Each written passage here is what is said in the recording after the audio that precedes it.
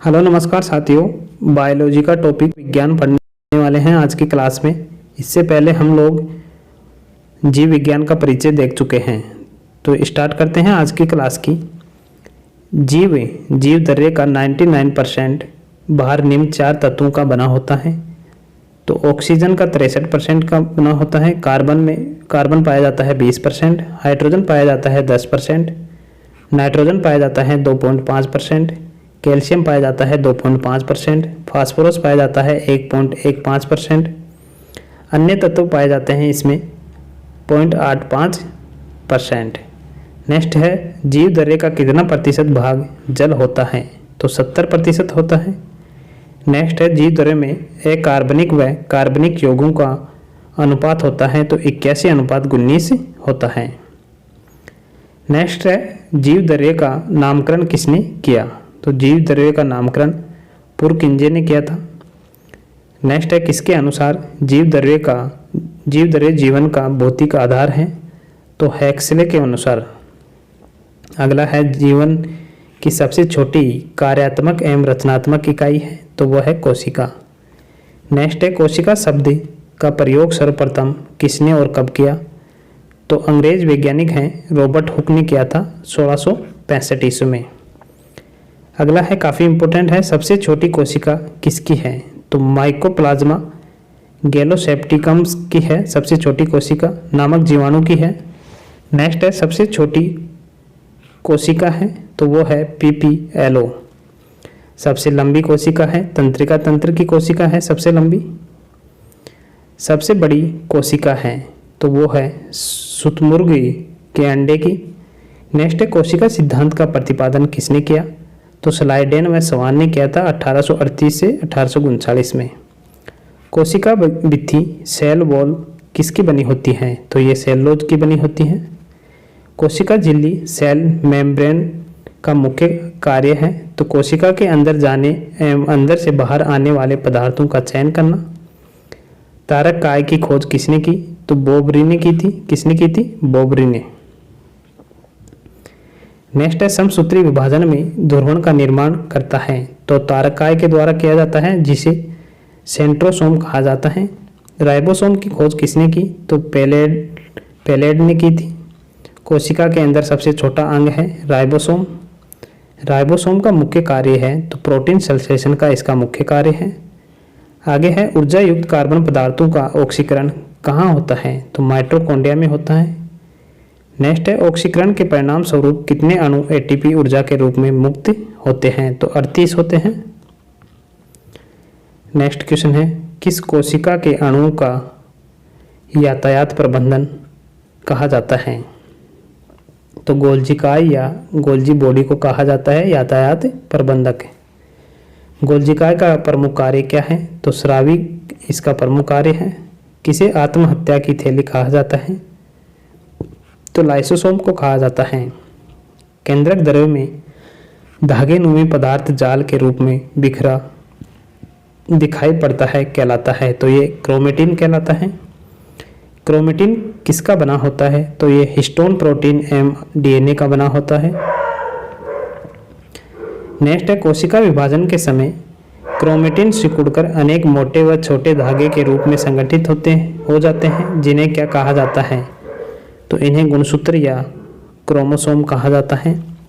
Next है प्रत्येक जाति के जीवधारियों में सभी कोशिकाओं के केंद्रक में गुणसूत्रों की संख्या होती है, निश्चित होती है। आगे हम कोशिकीय अंग एवं उनके खोजकर्ता को देखने वाले हैं।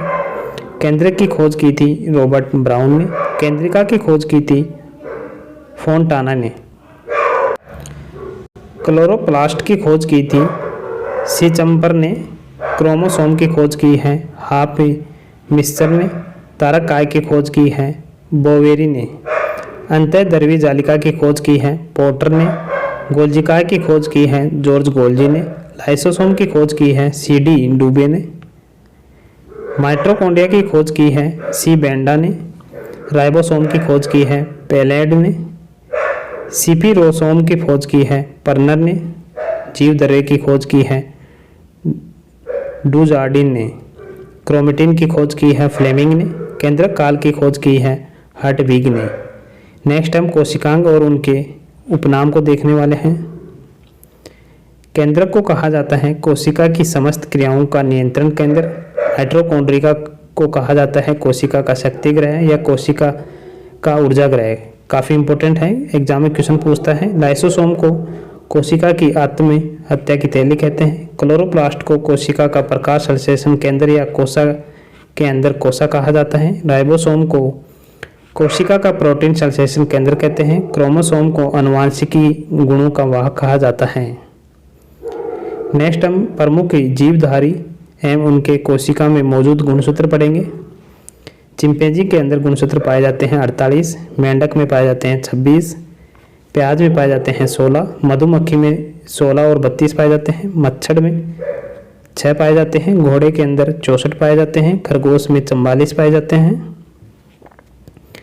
बिल्ली के अंदर 38 पाए जाते हैं, मनुष्य के अंदर 46, टमाटर में 24, मटर के अंदर 14, कबूतर में 80, तंबाकू के अंदर 48, गेहूं में 42 और नींबू के अंदर 18 और 36, बंदर के अंदर 42 और मक्का के अंदर 20, घरेलू मक्खी में 12, कुत्ते के अंदर 78, आलू के अंदर 48 और चूहे में पाए जाते हैं 40।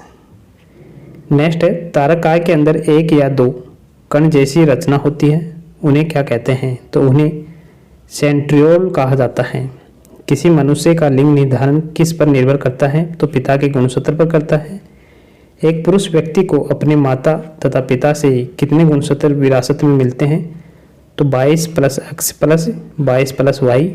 एक स्त्री को अपने माता पिता से कितने गुणसूत्र विरासत में मिलते हैं? तो 22 + X + 22 + X प्राप्त होते हैं।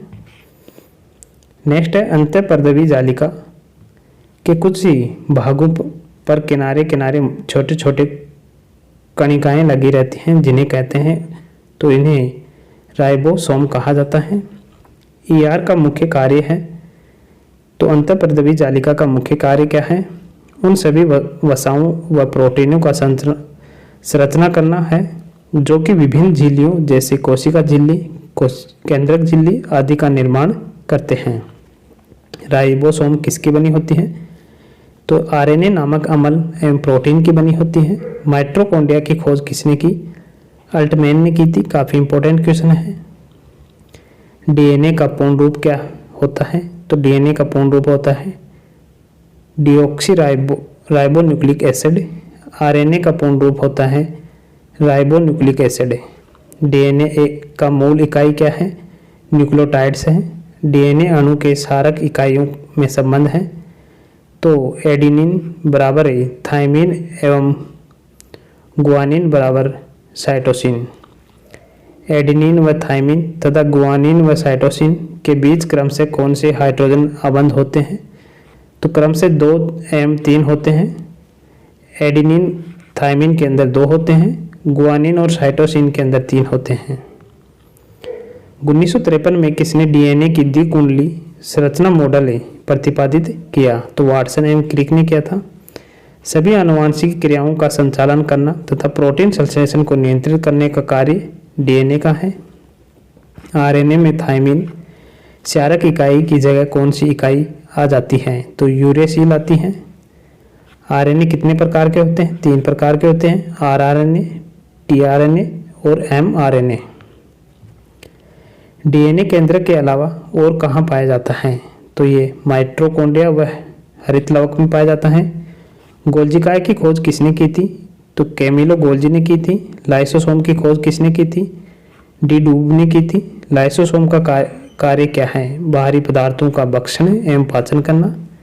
लाइसोसोम में कितने प्रकार के एंजाइम पाए जाते हैं? तो 24 प्रकार के पाए जाते हैं। कौन कोशिका की निर्जीव रचना है? तो रसधानी या रिक्तिका है। कौन कोशिका के प्रबंधन के समय कार्य करता है? तो केंद्रक करता है।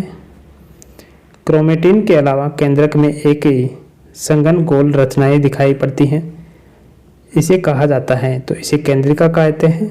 लवक कितने प्रकार के होते हैं? तो 3 प्रकार के होते हैं, हरित लवक, अवर्णी लवक और वर्णी लवक। हरित लवक में कौन से हरे रंग के पदार्थ होता है? तो क्लोरोफिल होता है। अवर्णीय लवक कहाँ पाया जाता है? जड़ तथा भूमि तनों में पाया जाता है। वर्णीय लवक के उदाहरण हैं तो टमाटर में लाइकोपीन पाया जाता है, गाजर में पाया जाता है कैरोटीन या विटाटिन। कोशिका विभाजन का सर्वप्रथम 1855 में किसने देखा? तो विर्चाओ ने देखा था। समसूत्री विभाजन की प्रक्रिया को जंतु कोशिका में सबसे पहले किसने देखा?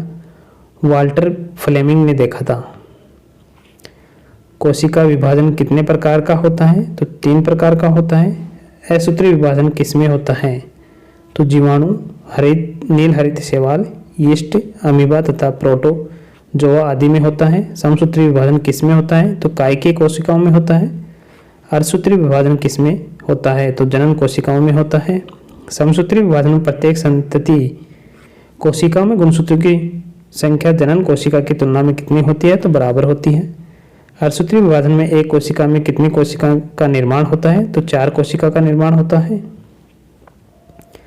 अर्धसूत्री विभाजन की खोज सर्वप्रथम वीजमैन ने की थी, लेकिन इसका सर्वप्रथम विस्तृत अध्ययन किसने किया?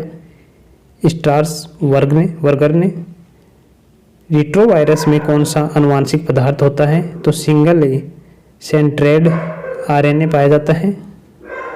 प्रजनन संबंधी सूचना किसमें एकत्रित हो रहती है? तो डीएनए में रहती है। डीएनए संश्लेषण का प्रतिपादन किसने किया था? कानबर्ग ने किया था। कोशिका का ऊर्जागृह कहे जाने वाले माइटोकॉन्ड्रिया का नाम सर्वप्रथम किसने दिया? तो सी बेंडा ने दिया था। डीएनए का पृथक्करण एवं शोधन की तकनीकी का विकास किसने किया था? वाटसन एवं क्रिक ने। साइटोकाइनेसिस में किसका विभाजन होता है? कोशिका द्रव्य का। जीव द्रव्य सिद्धांत की खोज किसने की? वॉन मोल ने। मनुष्य में गुणसूत्रों की द्विगुणित संख्या है 46। गुणसूत्रों पर बहुत से जीन स्थित होते हैं। इनका कार्य है एक पीढ़ी से दूसरी पीढ़ी तक आनुवांशिक गुणों को स्थानांतरित करना। जेनेटिक शब्द का प्रयोग सर्वप्रथम किसने किया? तो डब्ल्यू वाटसन ने किया था। वंशानुक्रम का नियम संबंधित सिद्धांत किसने दिया? तो ग्रेगर जोहन मेंडल ने। एक जीन एक एंजाइम सिद्धांत का प्रतिपादन किसने किया? तो वेंडल और टेटम ने। जीन शब्द सर्वप्रथम प्रयोग किसने किया? जोहान्स ने 1909 में। जीवधारी के जो लक्षण प्रत्यक्ष रूप से दिखाई पड़ते हैं उन्हें क्या कहते हैं? तो इन्हें फोनोटाइप कहा जाता है। जीवधारियों के आनुवांशिक संगठन को क्या कहते हैं? जो कि कारकू जीन का बना होता है, जीनोटाइप कहा जाता है। आनुवांशिकी संबंधी प्रयोग के लिए मेंडल ने किस पौधे का चुनाव किया? तो मटर का। एक ही गुणसूत्र पर स्थित जीनों में एक साथ वंशगत होने की प्रवृत्ति को क्या कहते हैं? तो सहलंगनता कहा जाता है। लिंग सहलंगनता सर्वप्रथम विस्तृत व्याख्या किसने की? मॉर्गन ने की थी। मनुष्य में पाए जाने वाले लिंग सहलंगन गुण के उदाहरण हैं रंग वर्णांतता, गंजापन, हीमोफीलिया, मायोपिया, हाइपरट्राइकोसिस आदि। गुणसूत्र का नामकरण किसने किया? डब्ल्यू वाल्डेर ने। गुणसूत्र में पाए जाने वाले आनुवांशिक पदार्थ को कहते हैं तो इन्हें जीनोम कहा जाता है। जीन की आधुनिक विचारधारा किसने प्रस्तुत की? तो एस.सी. बेजर ने प्रस्तुत की 1956 में। किस वैज्ञानिक के प्रयोग से यह साबित हुआ कि डीएनए एक आनुवांशिक पदार्थ है?